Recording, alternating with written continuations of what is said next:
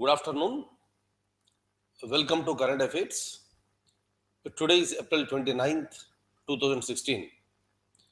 So let me straight away with a question. I'll show you the question.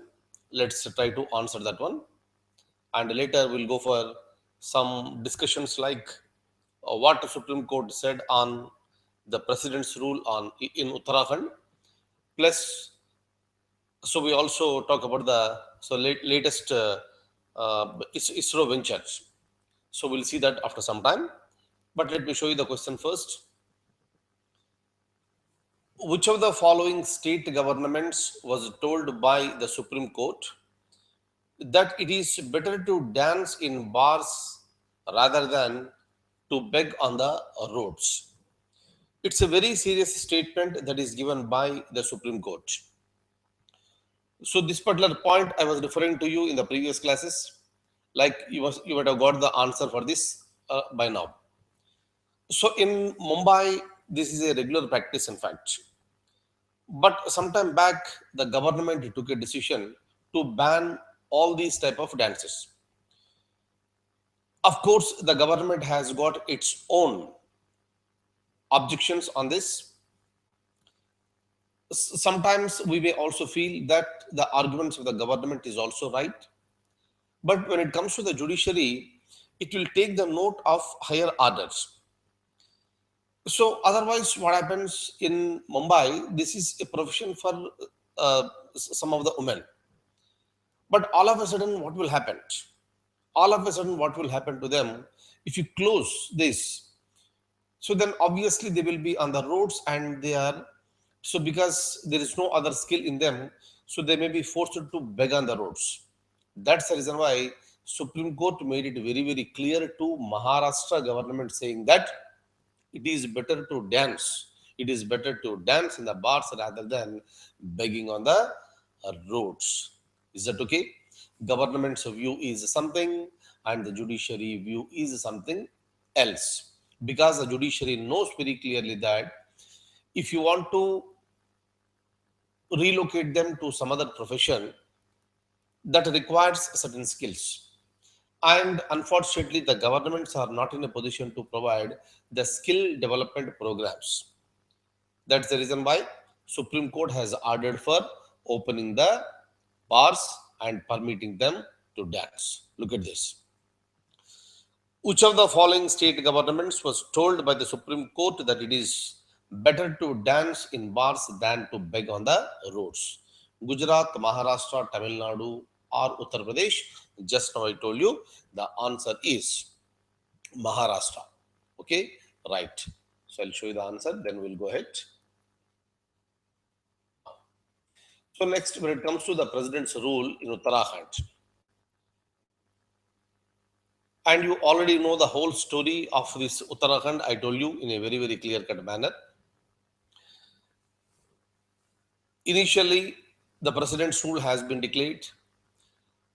Later, the High Court of Uttarakhand, it has terminated the president's rule, meaning the president's rule has been revoked by the High Court, and it permitted for the reinstation of Harish Rawat government. So for one day, he also became the chief minister and he hold a cabinet meeting also. I told you these points. So, but later, when the Supreme Court approached the highest judiciary in the country, Supreme Court permitted for the president's rule with a promise that the central government should not make any tricks of revoking the president's rule and instituting some other government. And on 27th of April, the Supreme Court again permitted for continuation of the president's rule in Uttarakhand. So again in May, it will be coming up for hearing. So during that time, what decision will be taken by the judiciary, we have to wait and watch. But otherwise, generally speaking also, there is nothing but assassination of the democracy in Uttarakhand without giving a proper chance to the existing government to prove its own majority. Dismissing the government and imposition of the president's rule is not at all accepted. Even these are the words that were used by the highest judiciary in various other cases. But again, it has been repeated. So this time, repeated by the present government. So this time, what the judiciary is going to say, so we have to wait for a period of time, right? So this is one point with respect to the so-called president's rule in Uttarakhand. Another important point I would like to tell you is that UPSC has delayed the notification because of its own reasons. But on 27th, the notification has been released for Civil Services 2016. So you can open the site of UPSC and you can get all the information from the site itself. Last date for the submission of the application form is May 27th. And all the serious aspirants, I request you all who are appearing for the exam this year, you please try to submit the form at the earliest. Earliest in the sense, not in the hurried form. You please take your own time. You open the site and go to the form. Before that, read all the rules and regulations and look at the form completely. Then get satisfied. Then get satisfied that you are in a position to fill up all the columns that are required for the examination. Don't leave any column blank. And in case of if you have any doubts, you please mail me. I'll sort it out for you. But don't get confused and don't submit any wrong information in the application form.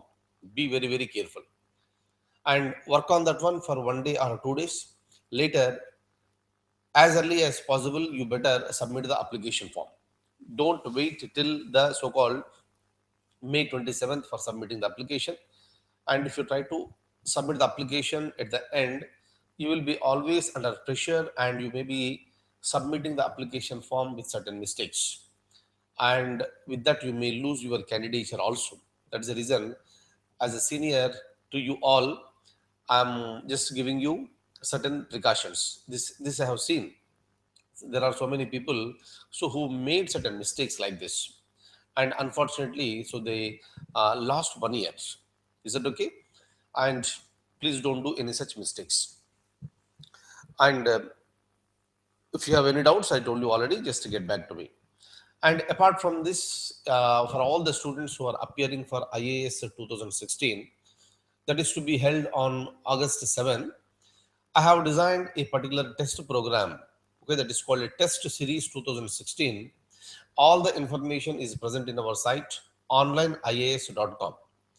So, how effectively you can use the coming 3 months for the examination, and what is the necessity of going for the practice test? Everything I have explained in seminar. And if you are interested to join to become a part of that particular program, you are most welcome. All the details are available on our site. And in fact, this I just wanted to tell you day before yesterday itself, but I could not do it. On just a moment. Yeah. So on April 27th, five of our candidates, the students, they have appeared for the interview sessions are going on, right? You must knowing this, I told you. And whenever our people are going there, I inform you the names also. So on single day, 5 members have appeared, right? So one was Prabha Meher, second one was Gaurav Diman, and Akil Chand, and followed by Vijay Krishna, and followed by what is called Sharad Chandra Aroju. Sharad Chandra Aroju, all these people, so they have attended the interview on April 27th, and of course they did well. So the results will be coming around May 10th. So right, so once again, so we are hoping best for them. They did well. In fact, some of them have spoken to me. Fine, and of course, some more people are going in the first week of May also. And once again, we wish them all the very, very best. Okay, and even I want you all to be there in the next year. Okay, at the pedal position. So next, I would like to discuss certain things with you that is related to NAVIC. What is the meaning of this NAVIC? So we have a system called GPS. You must be knowing this. But this GPS belongs to United States of America. But today, India has got its own GPS, and of course, this is a part of this ISRO program, IRNSS. You know what is the meaning of this? Once again, I'll show it to you. Yesterday, it was done very successfully through PSLV C33. I'll show you that this is information. And what are the possible questions from here? I'll be telling you now. Now, look at this. NAVIC NAVIC. This is India's own navigational system. The setup for which was completed on Thursday with the launch of the seventh and final satellite, and is called NAVIC, Navigation with Indian Constellation. And the ISRO has launched the same through PSLV C33, which carried the seventh navigational satellite called IRNSS-1G. IRN double stands for Indian Regional Navigation Satellite System. And this launch took place on April 28th, yesterday at 12:50 p.m. Is it okay? Now, look at this. A few points I have here with me, just to go through this one. The seventh satellite is the final part of the constellation of 7 satellites in IRNSS. It will help India to become one of the few nations to have its own indigenously developed global positioning system. Right? So we have 7 key things that you should know, right? That I'll be telling you later, but I would like to show you certain points now. This Indian Space Agency has finalized the IRNSS program long back in the year 1999. It was the year where the Kargil war has been taken place. Okay, if you remember this. So now there is a necessity of one thing called surveillance between India and the so-called the Pakistan. Because the situation has come out, I would like to say one point to you. So that point is related to, we have the fencing system between India and Pakistan. Even then, we have the intrusions. Infiltrations are being taking place. And for quite some time, we are talking about that.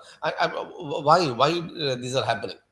There are so many places between India and Pakistan, maybe on the border of Gujarat, Rajasthan, Punjab, Jammu and Kashmir. There are so many areas where you cannot go for fencing. So because of this altitude. That's the reason why. So we started thinking in terms of establishing the laser walls.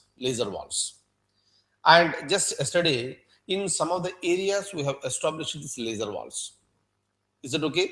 So because we are talking about the Kargil war, and because of that only, we have started developing our own navigation system. I'm telling you.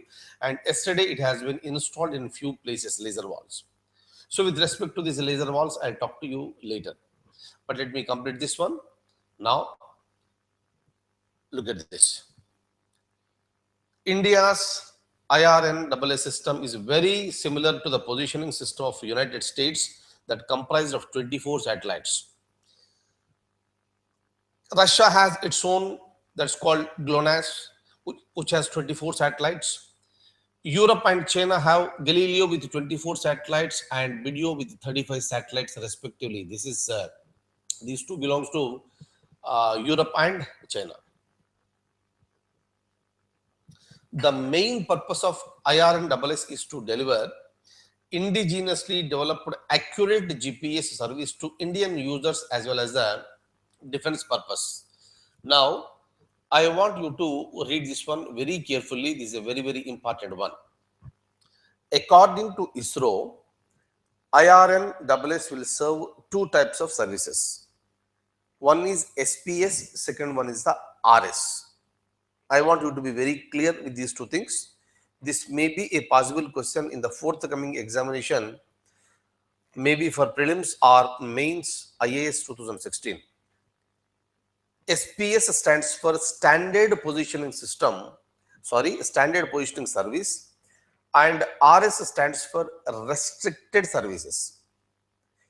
Whereas Standard Positioning Service will be available for all users in the country.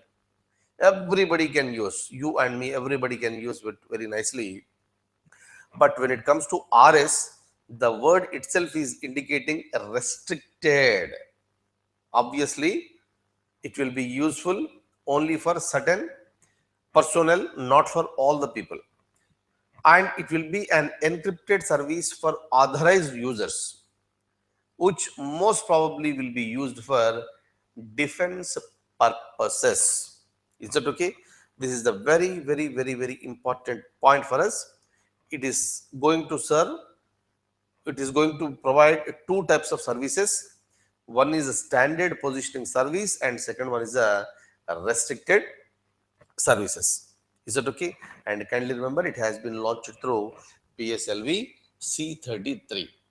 And as I told you regarding laser walls, and also with respect to IR and SS, what are its various purposes and what you are supposed to know, that I'll be covering in the next class. And I thank you so much for being with me this afternoon. And I wish you all the very, very best. And I wish you to have a wonderful weekend. Thank you so much. Take very good care of yourself.